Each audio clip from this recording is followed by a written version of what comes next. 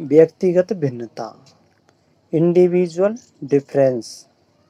इसका अर्थ है किन्हीं दो व्यक्तियों में अंतर को व्यक्तिगत भिन्नता कहते हैं। सर्वप्रथम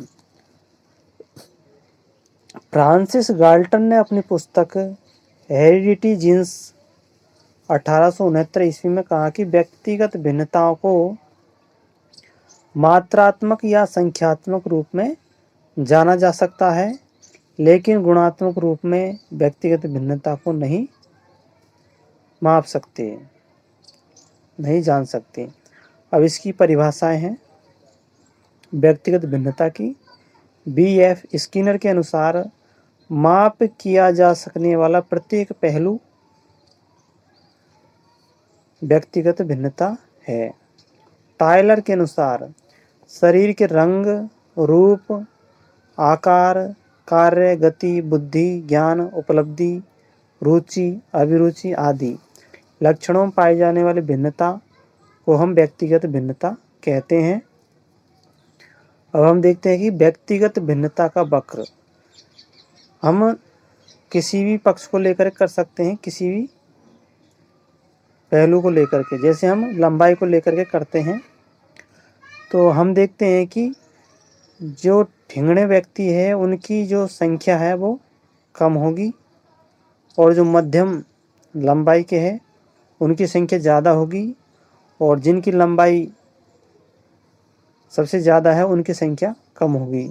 तो इस तरह से हमें व्यक्तिगत भिन्नता का वक्र प्राप्त होगा। कम, फिर बढ़ता हुआ जाएगा, फिर धीरे धीरे घटता हुआ जाएगा। व्यक्तिगत भिन्नता के प्रकार, यह दो रूपों में पाई जाती है। अंतः व्यक्तिगत भिन्नता, जैसे बचपन में काले बाल, बुढ़ापे में सफ़ेद बाल, पढ़ाई में कमज़ोर, खेल में आगे।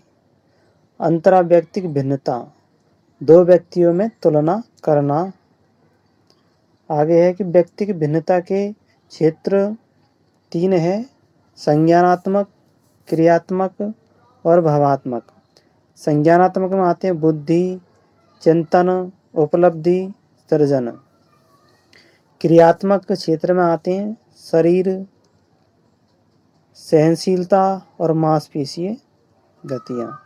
भावात्मक पक्ष में आते हैं अभिवृत्ति, क्षमता, रुचि, नवीन मूल्य, संवेग और अभिप्रेरणा।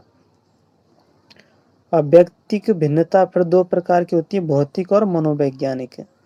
भौतिक में दो आती है: अंतः व्यक्तिक, जिसमें शरीर की संरचना संबंधित होती है, और बाह्य व्यक्तिक, जिसमें शरीर की बाह्य संरचना से संबंधित होती है। मनोवैज्ञानिक में आती है बुद्धि, व्यक्तित्व, चरित्र आदि। अब आगे चलते हैं। भाषा व्यक्ति की भिन्नता को प्रभावित नहीं करती। अब व्यक्ति की भिन्नता को प्रभावित करने वाले कारक 10 हैं: आनुवांशिकता, वातावरण, प्रजाति या राष्ट्र, आयु, बुद्धि, परिपक्वता, लिंग, संस्कृति, आर्थिक स्थिति और शिक्षा है। व्यक्तिगत भिन्नता का शिक्षा में महत्व या निहितार्थ। छात्रों का वर्गीकरण करने में व्यक्तिगत भिन्नता का उपयोग किया जाता है। छात्रों के वर्गीकरण करने में, व्यक्तिगत शिक्षण प्रदान करने में, कक्षा का आकार निर्धारित करने में, अर्थात एक कक्षा में 20 छात्र होने चाहिए। शिक्षण विधियों में परिवर्तन करने में, गृह कार्य के निर्धारण में, बालक में रुचि विकसित करने में, शारीरिक दोषयुक्त बालक का पता लगाने में, लिंग भेद के अनुसार शिक्षा प्रदान करने में, आर्थिक व सामाजिक दशा के अनुसार शिक्षा प्रदान करने में, पाठ्यक्रम में भिन्नता लाने में। अब व्यक्तिगत भिन्नता के मापन की परीक्षण है बुद्धि परीक्षण, क्रम सूचक परिमाप परीक्षण, व्यक्तित्व परीक्षण, अभिरुचि परीक्षण, निर्धारण मापनी परीक्षण, अभिवृत्ति परीक्षण, निष्पत्ति या उपलब्धि परीक्षण। साथियों, ये हमारा व्यक्तिगत भिन्नता का टॉपिक पूरा हुआ।